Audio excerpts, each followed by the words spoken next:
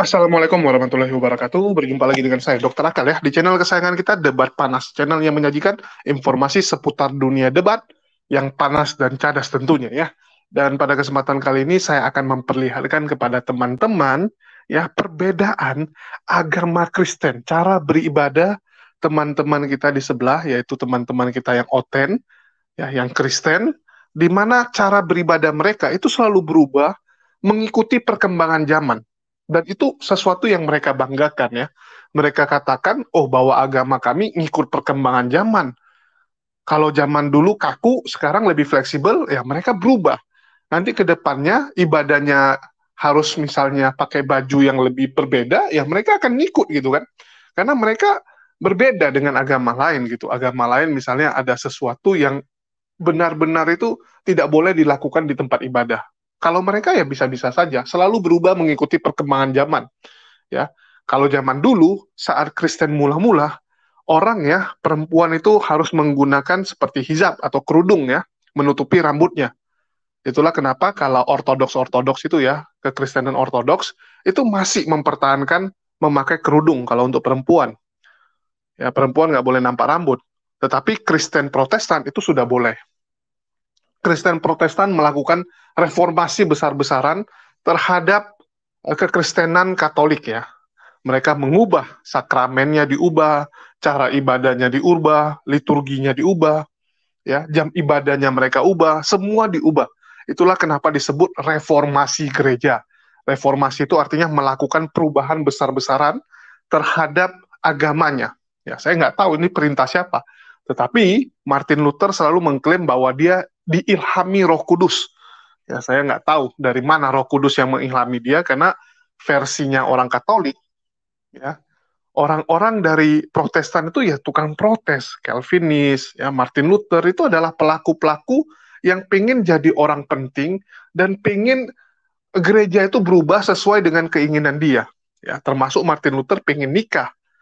Ya, Martin Luther pengen nikah, jadi dia mengubah ajaran kekristenan, tapi menjual ya nama Roh Kudus seakan-akan dia diilhami Roh Kudus, seakan-akan bapak-bapak gereja yang di Katolik itu nggak punya Roh Kudus semua. Terjadi perubahan. Perubahan paling besar tentu saja dari munculnya Protestan ya melakukan reformasi terhadap ajaran Katolik. Ya, terus mereka sudah happy gitu kan, wah reformasi. Ya, nggak lama kemudian di tahun 2000 ya sebelum tahun 2000 sebenarnya tahun 1900-an muncul lagi yang namanya karismatik. Ya karismatik itu salah satu lompatan terbesar dari kekristenan. Ya, selain yang lain-lain juga banyak yang muncul, tapi yang paling berubah drastis tentu saja karismatik. Di mana lagu-lagu kalau di karismatik pujian dan penyembahan ada dua ya, pujian dan penyembahan itu lagu-lagunya berubah total. Ya, berubah total dari yang punya Katolik dulu sama Protestan yang awal itu berubah total. Mereka lagunya jadi happy-happy, jadi bisa loncat-loncat gitu kan. Di gereja lagunya itu dibikin seperti di live musik ya. Jadi seperti lagi nonton konser. Bentuk panggungnya juga menyerupai live musik, ada lightning-nya ya. Jadi cahayanya dibikin benar-benar cahaya yang mengikuti dentuman lagu. Terus orang juga loncat-loncat sudah diperbolehkan gitu kan. Ya, bahkan selain loncat-loncat sekarang di gereja juga kalau dibilang HTD jadi rock mini ya gitu kan. Semua jadi pakai rock mini yang perempuan-perempuan. Jadi gereja itu menjadi tempat ajang seperti party-party gitu. Ya, seperti party-party. Bahkan ada Kristen yang melakukan kolaborasi dengan salah satu klub terkemuka di Indonesia. Jadi klub plus gereja. Luar biasa gitu ya. Luar biasa sekali. Bahkan disebut bahwa gereja sekarang memang lebih mirip ke klub. Ya, lebih mirip klub karena memang joget-joget, dengar lagu, pakai rok seksi, loncat-loncat gitu kan, tangan di atas. Ya, tangan di atas terus jingkrak-jingkrak gitu kan.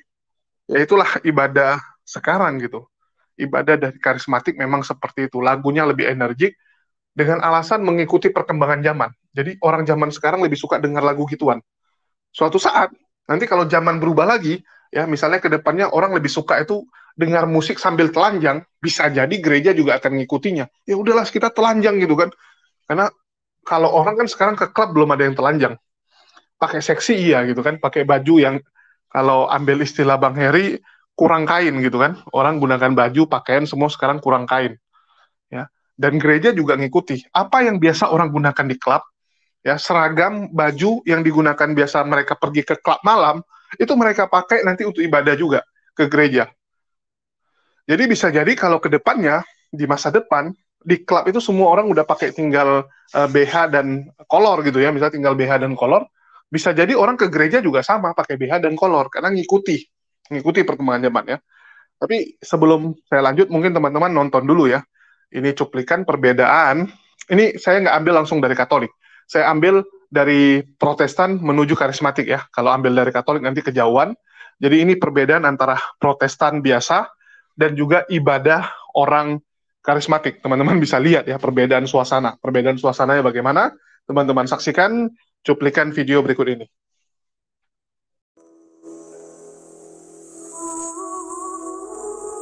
Lift up our voice to the King of Kings tonight. Number 290 begins, I was once a sinner. Let's lift it up all together on the first. I was once a sinner.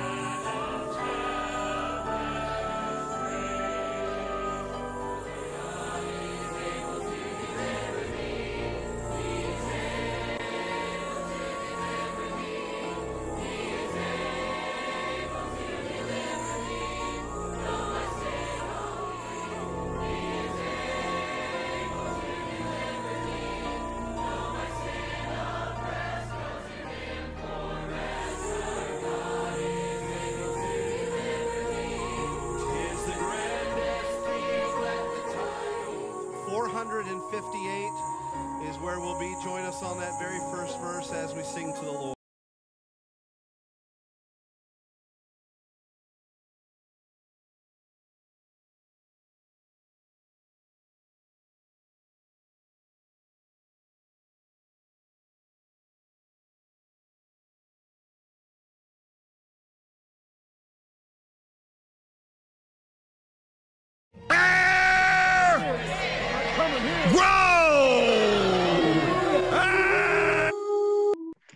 Ya, teman-teman sudah saksikan ya perbedaan antara Protestan dan juga karismatik ya. Ini Protestan biasa dan karismatik, bagaimana terjadi switch gitu kan, perubahan yang sangat besar dari cara ibadahnya, suasananya ya. Cara mereka berdoa benar-benar berubah total. Luar biasa sekali kan perubahannya. Teman-teman bisa lihat terjadi perbedaan yang begitu jauh dari yang sebelumnya tiba-tiba jadi karismatik. Tapi supaya lebih keren lagi, teman-teman bisa bandingkan dengan cara beribadah orang-orang Kristen Ortodoks ya, atau Kristen Katolik juga kurang lebih sama. Teman-teman bisa lihat perbedaannya ya dari video berikut ini, kalian nilai sendiri gitu ya. Terjadi switch atau perubahan yang begitu luar biasa dari yang benar-benar itu sakral ya, ibadah yang sakral, karena itu kan kita menyembah Tuhan, kita ada di rumah Tuhan, tiba-tiba berubah menjadi seperti lagi ada di klub. Ya teman-teman nonton dulu, ini cara beribadah orang Katolik.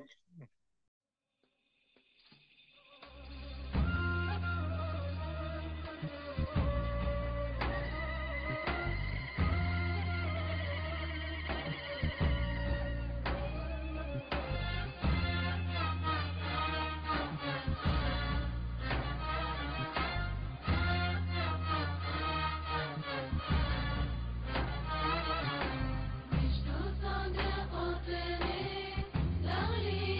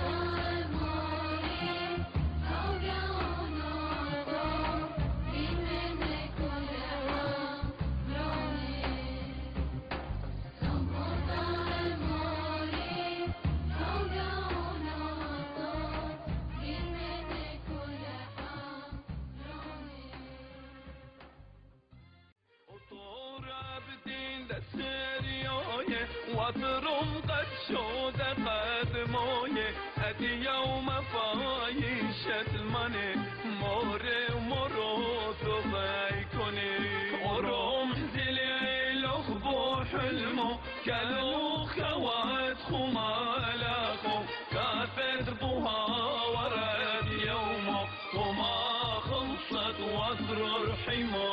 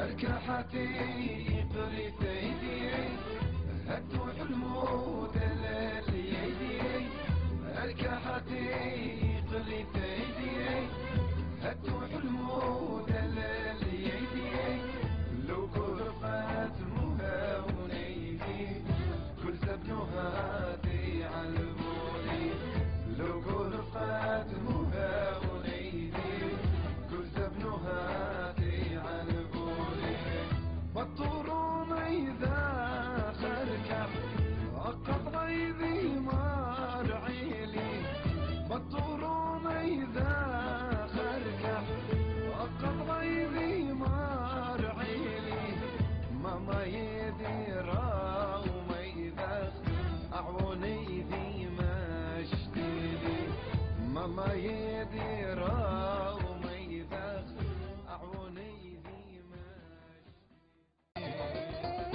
أفرور حيمو سيويو لشونان أرومويو أفرور حيمو سيويو لشونان أرومويو Nothing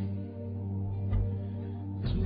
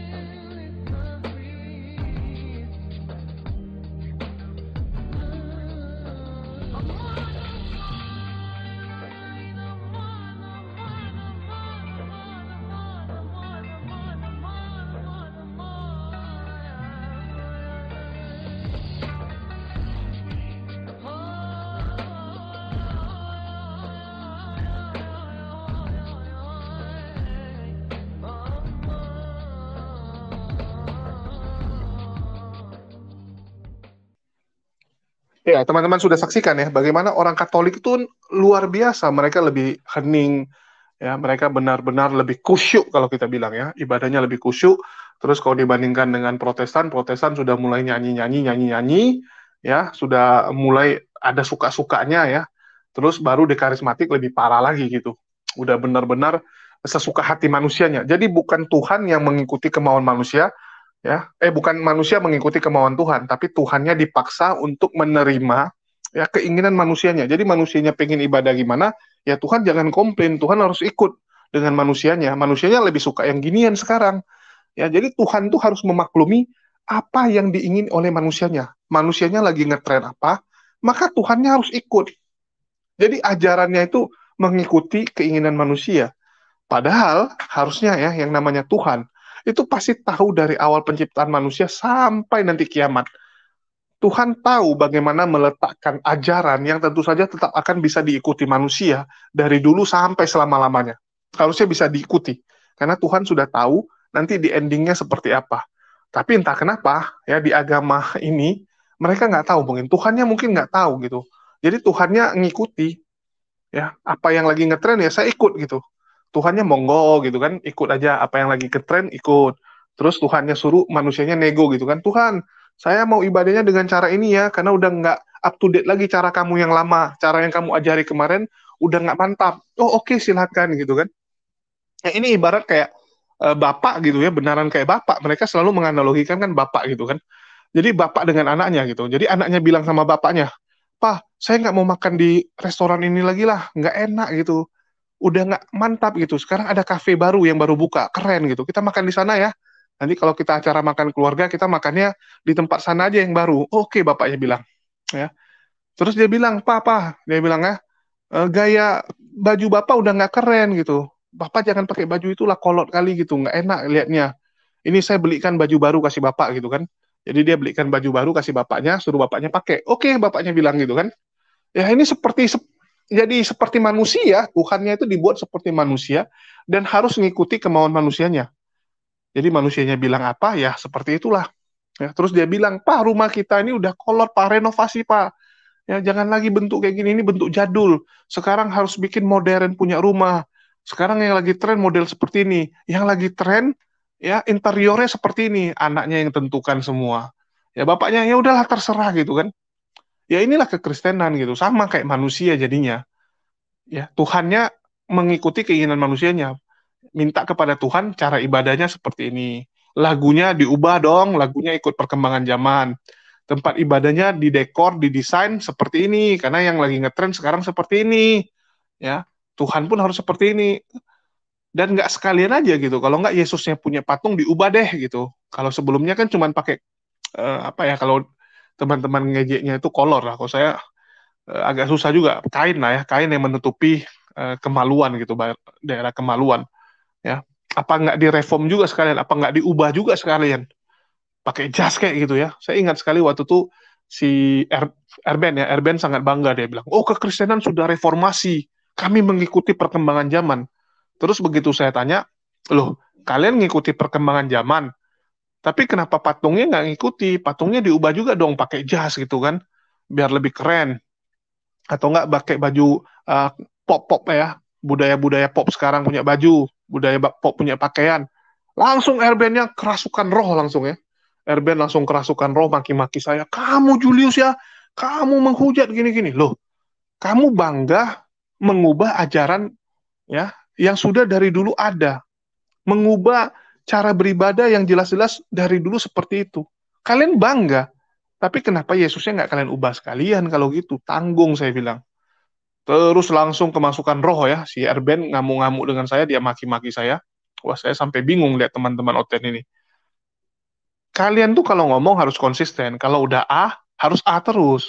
Jangan seperti bunglon, hari ini A, besok B. Standar itu jangan standar janda. Ya. Jadi kalau memang mau ubah, sekalian aja ubah semua. Dan jangan terkejut, ya kayak contoh orang-orang Protestan gitu ya. Orang Protestan sangat kesal dengan orang karismatik dengan mengatakan karismatik itu sesat. Ya, teman-teman sering melihat bagaimana mereka mengatakan Luga sesat lah, Andi Simon sesat lah ya. Seperti Mangapul kan sering memaki Andi Simon dan juga Gilbert Lumondong dan lain-lain sebagai sesat. Kalian jangan nyesatin orang, kalian juga sama. Kalian mengubah dari Katolik punya ajaran menjadi seperti kalian. Kalian mengubah ajaran orang boleh, ajaran kalian diubah sama orang lain, kalian nggak terima. Ya, kurang lebih seperti itu. Kalian sendiri itu adalah ajaran yang diubah dari Katolik. Bagaimana kalian geram dengan Andi Simon, bagaimana kalian geram dengan yang namanya Luga, itu sama dirasakan sama orang Katolik sama kalian. Ya, Katolik juga merasakan hal yang sama dengan kalian yang mengubah ajaran yang benar-benar mereka jaga. Jadi kalian mikirnya, kalian mau enaknya aja gitu. Kalian mikirnya orang lain nggak mikirin kalian, tapi kalian juga nggak mikirin orang lain. Bagaimana mungkin orang lain mikirin kalian kalau kalian juga melakukan hal yang sama, kalian nggak mikirin orang lain. Itu yang harus ada di dalam otak kalian gitu. Tanamkan ya ke dalam otak kalian. Jadi jangan maunya suka-suka kalian aja gitu. Ya. Jadi inilah yang bisa saya lihatkan kepada teman-teman. Kalian yang nilai sendirilah ibadah seperti apa yang dibuat ya oleh manusianya sesuka hatinya dan mengikuti keinginan manusianya. Apa yang lagi ngetren itu yang dibawakan. Ya. Jadi Tuhannya benar-benar itu Tuhan buatan. Tuhan yang dibuat-buat pokoknya ngikuti kemauan mereka. Inilah kadang-kadang kalau kita bilang agama yang dari manusia ya. Agama tuh kalau dari manusia seperti itu. Manusianya mau apa, ya udah agamanya akan seperti itu. Manusianya pengen jadi apa, ya Tuhannya itu apa, ya mereka jadi itu. Mereka pengen Tuhannya jadi manusia, ya mereka akan bilang Tuhan mereka manusia yang Tuhan yang menjelma jadi manusia. Ya, besok lagi yang lain lagi gitu, dibikin perkasa kayak atau apa gitu ya. Jadi Tuhannya menjadi sesuai dengan gambaran dari mereka. Ya, mungkin itu aja yang bisa saya sampaikan. Makasih buat teman-teman yang dinyimak. Ya, makasih juga yang sudah subscribe dan share video-video dari kami. Ya, di akhir kata saya ucapkan wassalamualaikum warahmatullahi wabarakatuh. Sampai jumpa di lain kesempatan.